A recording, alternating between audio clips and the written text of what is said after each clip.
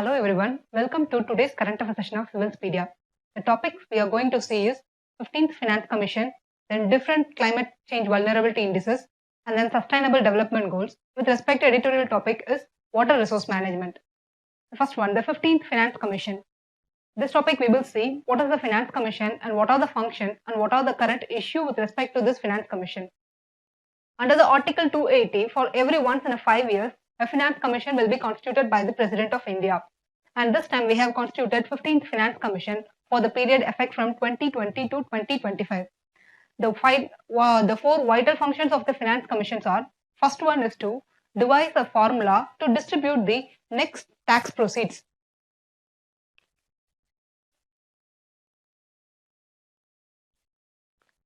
So first one, to devise a formula to distribute the next tax proceed between the center and state as well as among the states.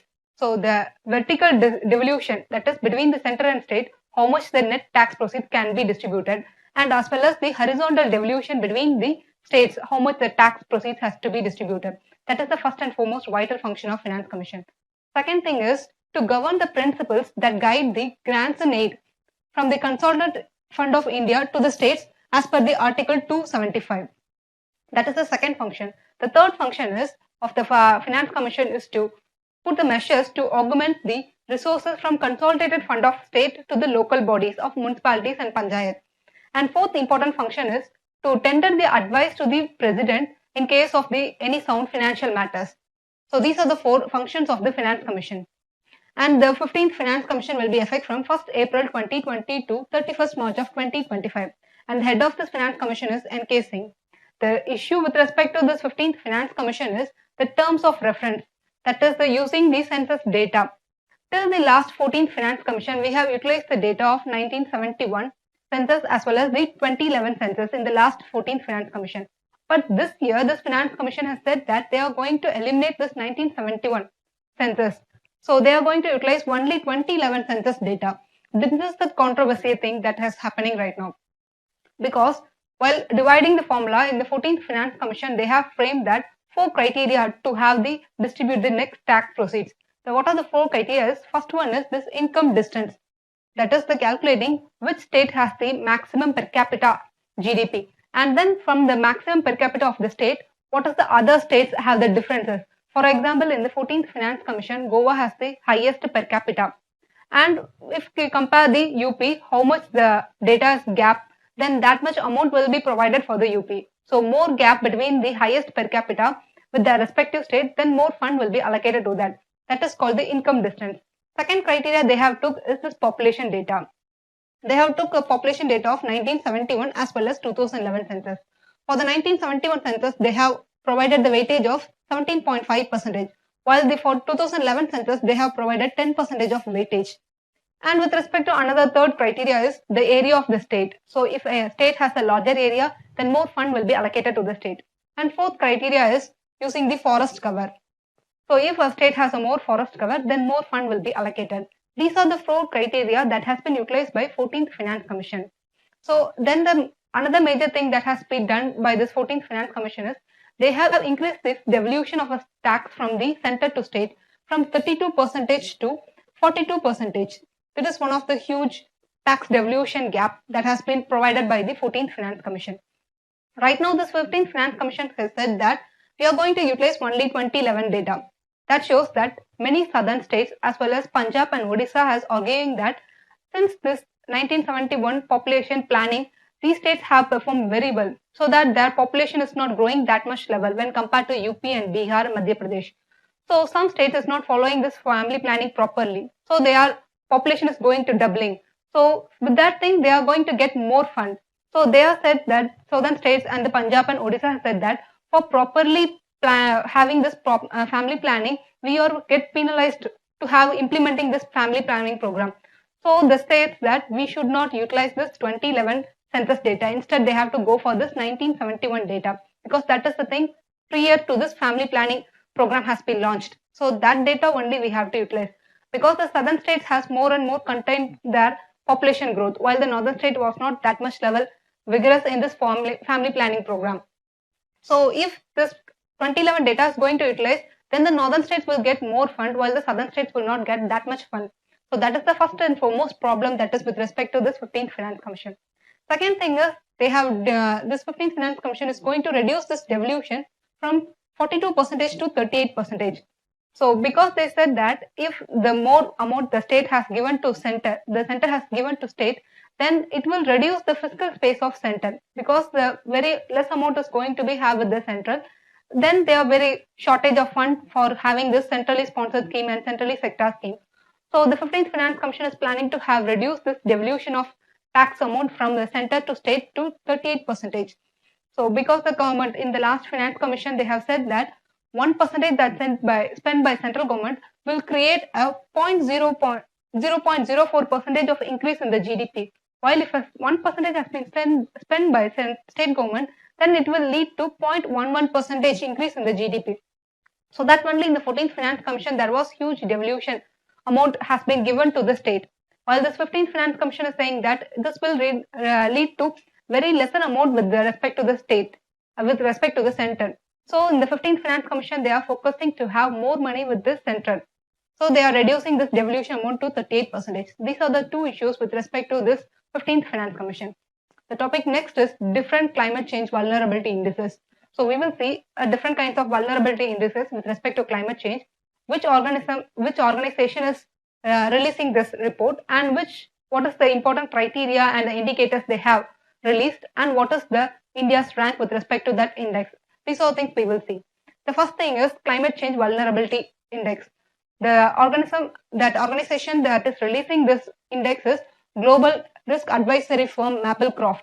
The major objective of this index is to study the future vulnerability of the countries, thereby how much they are not able to capable this adaptive capability to handle this climate change related vulnerabilities. So that is the objective of this CCVI. And they are taking 42 factors. Within that have three core areas. First one is this exposure, then second one is sensitivity, and third one is the sea level rise. The first one, this exposure, is how much the country is exposure to this climate related natural disasters. And second thing is how it is vulnerable to the sea level rise. And third one is with respect to this human sensitivity, that is changes in this population pattern and the agriculture dependency and natural resources dependency with respect to this climate change vulnerability. And second index is Global Climate Risk Index of 2019. It has been released by German Watch, an independent organization. The major objective of this index is to study who suffers the most from this extreme weather events. So they are considering this weather events and not a geological events. That is, they are considering about this flood, cyclone, drought, and not like that geological events of tsunami, earthquake. So they are considering who suffers this most from this extreme weather events. So they are taking the criteria of number of deaths per 1 lakh people and the financial losses and the loss in the GDP. With that thing, they are ranking this Global Climate Risk Index. And they will take the data of 2 years back only. So if they are releasing for 2019, they are using the data of 2017. So with respect to the 2017 data, the rank 1 goes to Puerto Rico. That is the most vulnerable country among all the countries. And India was ranked at the 14th position. And with respect to the highest fatalities that due to this climate risk was India's among the second. And the reports has said that the poor countries are the most vulnerable to this climate risk. But that is not contained only to these poor countries, because this 2017 Atlantic Ocean hurricane shows that even this high income countries is also more vulnerable to this climate risk events.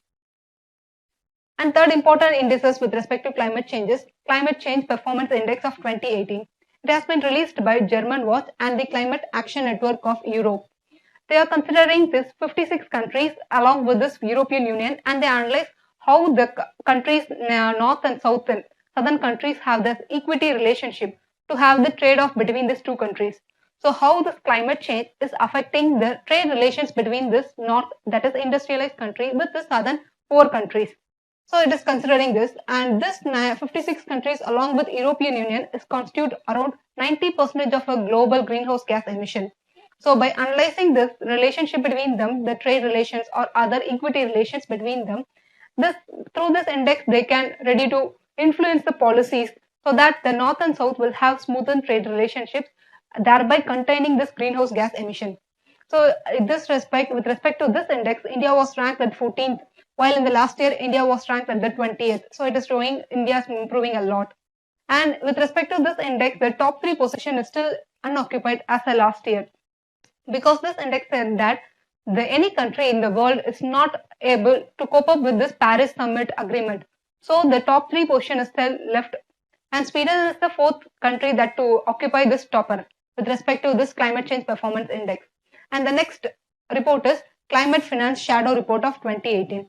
This report has been released by Oxfam, and the major objective of this report is it will analyze how close these countries are moving towards to get this 100 billion per year, to get the goal of this 100 billion per year. Because as per this Paris Summit, we have put a target of from 2020, we will have to gather the amount of $100 billion per year to support these poor countries with respect to adaptive and mitigation policies of this climate change.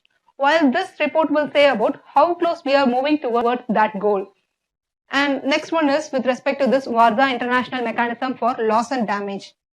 It was formulated in this Conference of Parties 19th in 2013 in the Warsaw.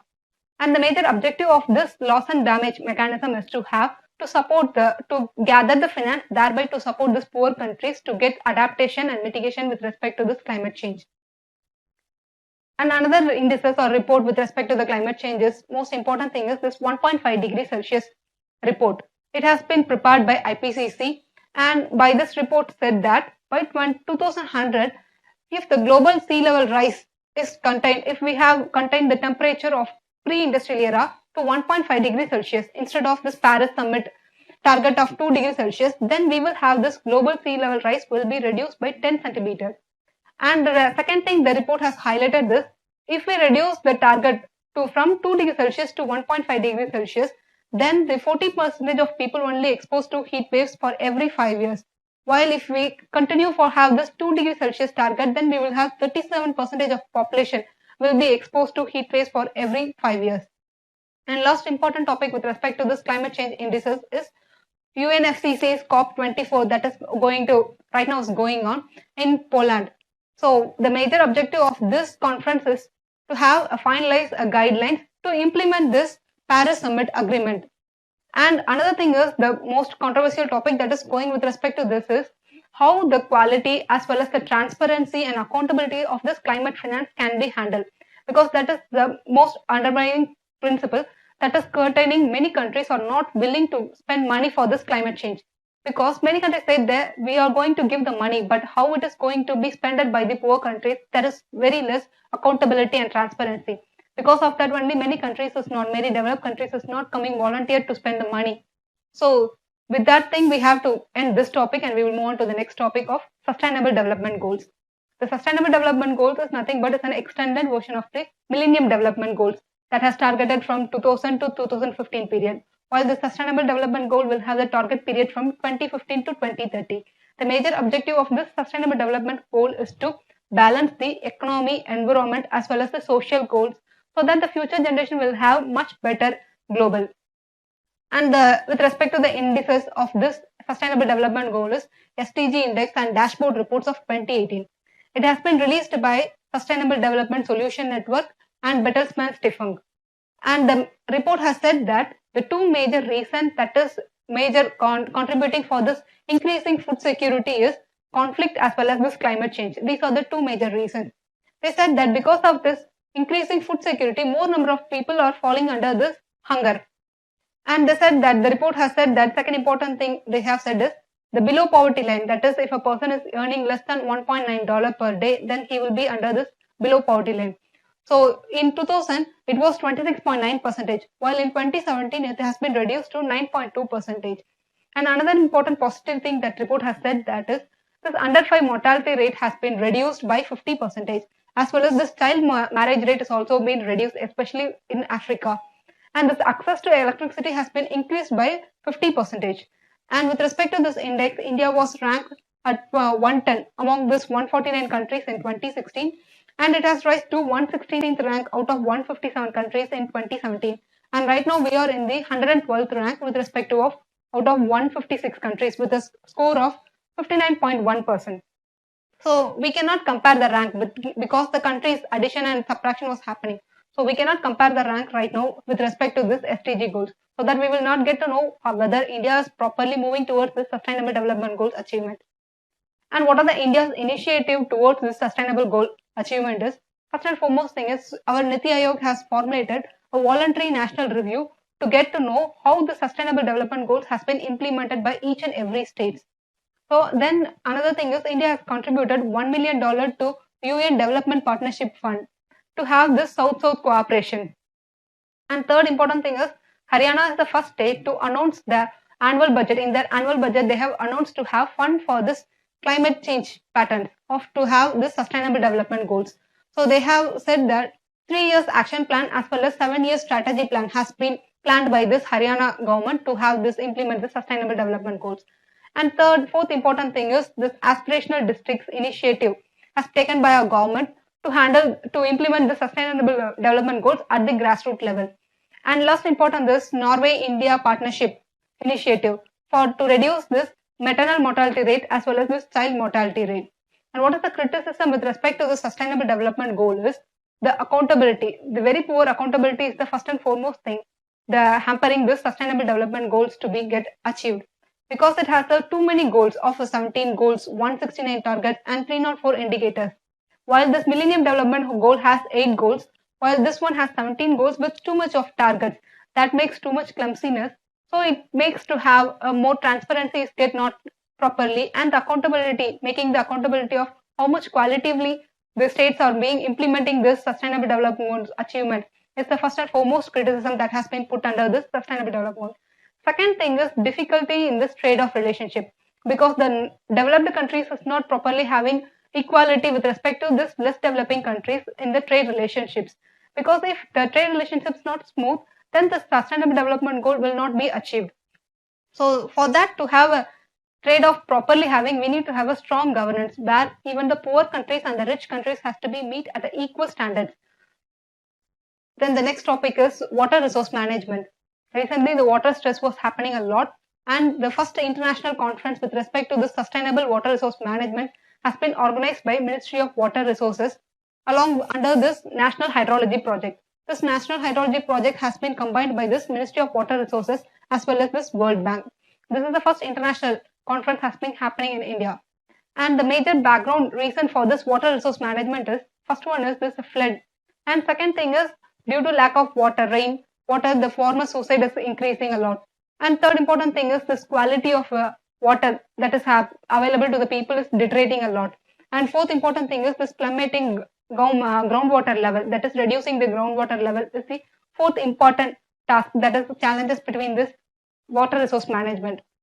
And what are the issues with respect to this water resource management is, first and foremost thing is this outdated laws. So outdated legal laws, because we are utilizing the laws that was framed during the independence period. That laws will not suitable for this dynamic nature of this water management right now, because that laws are too archaic, and these laws will not right now yet to recognize the concept of integrated water resource management and conjunctive use, that is combining this groundwater as well as the surface water utilization, and this basin management, this water footprint. That is water footprint means how much amount of water directly or indirectly utilized by to produce goods or services, thereby it will be consumed by an individual or a community. So how much water directly or indirectly has been utilized to create a goods or services. That's the water footprint. And the fourth important task is this virtual water trade. So if we started to agriculture export, we are going to do how much amount of water is get exported from that state to another state.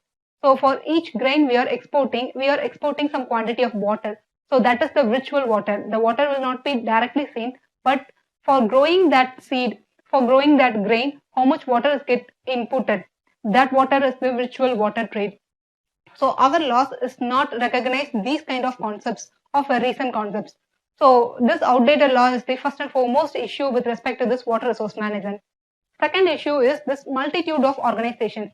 We have around 23 organizations at the union level alone to handle this water resource management. That shows we have very lack of coordination. That makes we couldn't properly manage this water resources. So that only the recent Migirsha committee has said to restructure this Central Water Commission as well as Central Groundwater Board into a apex body of National Water Commission, because we have this water resources into two divisions. Central Water Commission will read about this surface water, while the Central Groundwater Board will handle about this groundwater issues. Water is divided into surface water and groundwater, and there was no coordination between these two organizations. So that only Migisha Committee has said to restructure into a single body of the National Water Commission. And third important issue with respect to water resource management is expertise. We in India lack expertise, especially in this water service engineering, because the Central Water Engineering Service is the only apex body and technical body to handle this water resource management. But this body has most of the civil servants as well as civil engineers, and not this water resource related engineers. So the lack of expertise makes our water resource management to be not up to the level of the global standards. And fourth important issue is this climate change, the silting, aging of dams, and the freshwater contamination. Because of silting and the aging of dams, we cannot utilize properly the full potential of these dams. So right now we have introduced this dam rehabilitation and improvement program to handle this issue. And fifth important issue with respect to water resource management is underutilization. Since independence, we have created the irrigation potential of 113 million hectares of land, but we have created only 89 million hectares of land. That shows we have underutilized the irrigation potential of India. So we need to focus right now, we have to shift the focus right now from construction of irrigation into maintenance of and management of the irrigation. Because how well we are maintaining and managing the irrigation, we can have this gap of this 113 and 89 million hectares. And right now in each and every year, this gap is also widening. So we have to, instead of constructing more and more irrigation projects, we need to focus on this management and maintenance of the already established irrigation projects.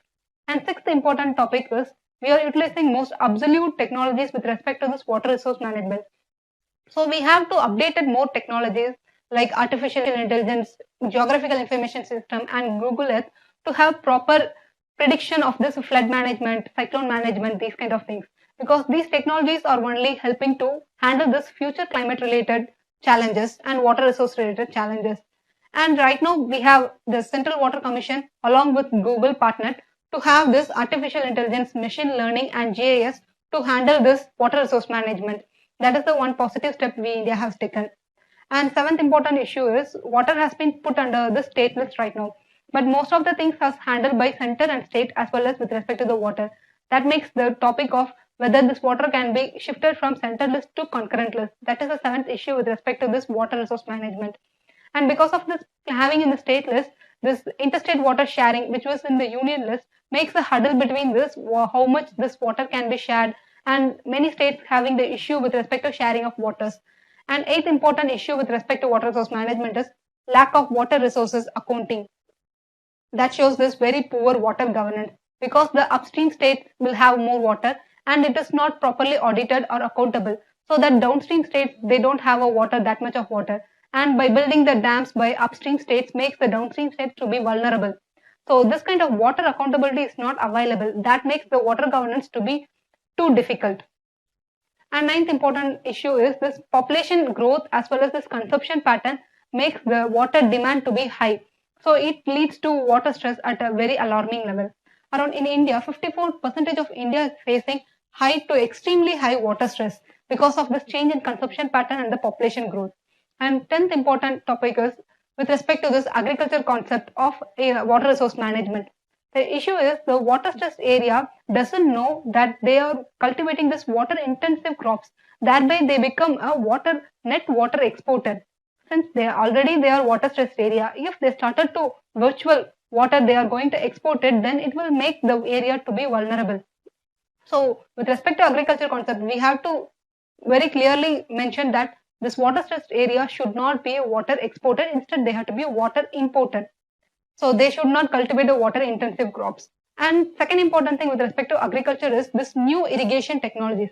We need to have introduce more and more irrigation technologies as a novel one. Instead of having the older one, we need to have more sprinkler irrigation, drip irrigation, like that thing we have to. And we can go for this Thailand farming of a fish farming. That is within the agriculture land of a rice cultivation, we can combine this fish as well as the rice cultivation. That is the fish farming. So right now, combining these kind of things, we can produce output high as well as the input of water resource will be reduced. So it will lead to have more water resource management.